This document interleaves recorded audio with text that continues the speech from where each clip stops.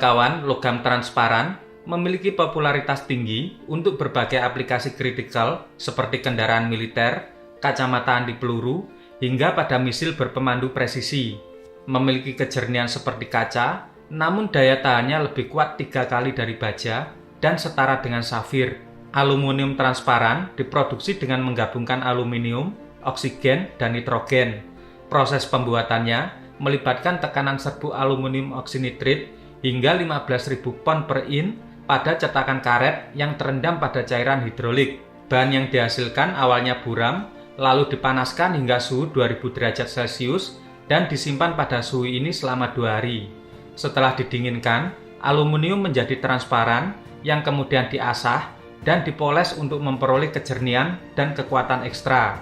Laboratorium Penelitian Angkatan Udara Amerika Serikat mulai mengerjakan aluminium oksinitrit pada tahun 2000-an dengan program Defense Production Act Adel III, sebuah mekanisme investasi yang dirancang untuk menciptakan, memperluas, dan memulihkan kemampuan basis industri domestik.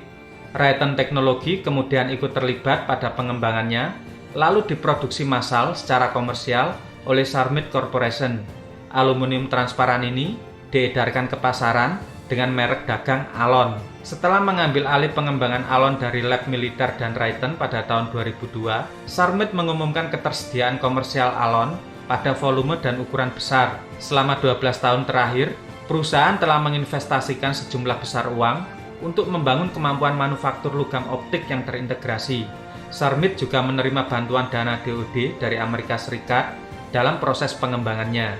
Menciptakan produk seperti Alon membutuhkan banyak kesabaran dan perhatian terhadap detail serta komitmen penuh.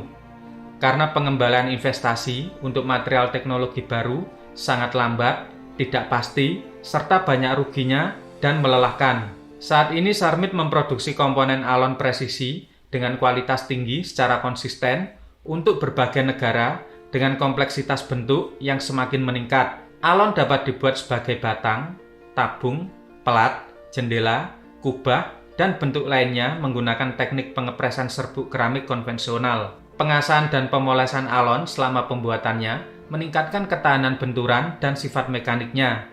Pemolesan juga membuat aluminium lebih transparan secara optik, yaitu transparasi 80% dari panjang gelombang ultraviolet dan inframerah. Aluminium transparan tahan delaminasi karena memiliki tegangan sisa interlaminar yang lebih sedikit.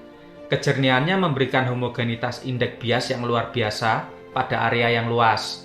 Pada awalnya, aluminium transparan yang diproduksi dengan metode konvensional memiliki porositas yang tinggi dan memiliki transparasi yang rendah.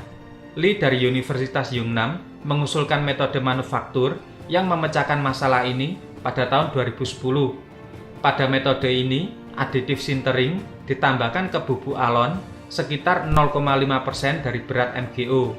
Bubuk campuran kemudian dipresinter pada suhu sekitar 1550 hingga 1750 derajat Celcius untuk mendapatkan keramik aluminium oksinitrida polikristalin fase kubik yang memiliki kerapatan lebih dari 95%. Bubuk dapat disinter lagi pada 1900 derajat Celcius untuk lebih meningkatkan densitas relatifnya.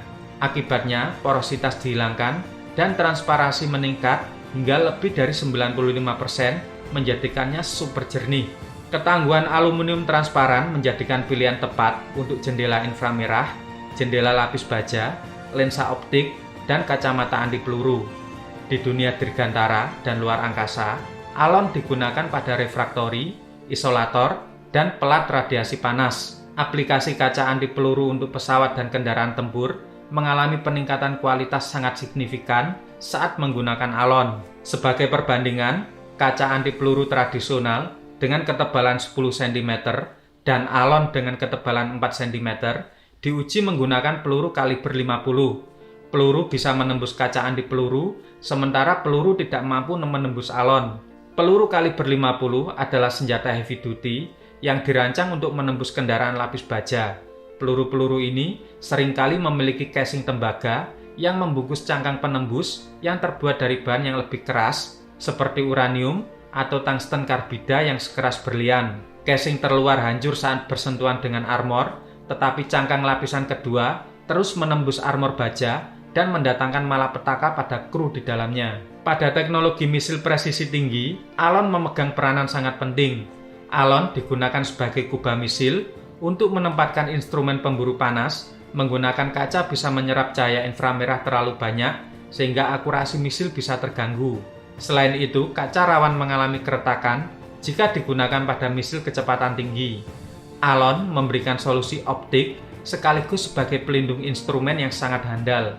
Pada proyek turis luar angkasa yang akan menjadi tren orang kaya, alon memberikan sensasi melihat pemandangan luar angkasa yang realistik dengan ketahanan material yang sangat tinggi.